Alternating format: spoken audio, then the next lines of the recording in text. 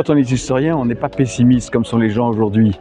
On dit qu'on vit une époque terrible, mais c'est une époque terrible, c'est le temps normal. Alors, c'est normal, ça nous fait même un peu rigoler, les historiens, de voir la peur des gens. Frédéric Daguet, je suis passionné par l'histoire, de l'histoire moderne du XVIIIe siècle, la Provence, les voyages. C'est la revue Provence Historique, c'est la revue officielle de la Fédération historique de Provence, créée il y a 75 ans. Nous avons des numéros thématiques d'un côté et des numéros plus libres, mais qui sont tous d'un certain niveau, parce que c'est véritablement des sujets qui peuvent intéresser tout le monde. La Fédération historique de Provence, dont je suis vice-président, et nous regroupons les associations historiques, patrimoniales et archéologiques de Provence, 300 associations. Cette année, nous étions réunis à Apt pour parler du renouvellement en faveur des jeunes. Il faut amener les jeunes, mais en même temps, c'est vrai qu'il faut un petit peu aller sur le terrain ou de leur terrain aujourd'hui, d'aller sur TikTok, sur Instagram, sur YouTube et d'avoir une présence comme ça. Il n'y a que ça qui peut intéresser les jeunes. Je vois bien dans des réunions de jeunes, j'ai raconté l'histoire chez mon barbier, je commence à raconter une blague, je commence à raconter une anecdote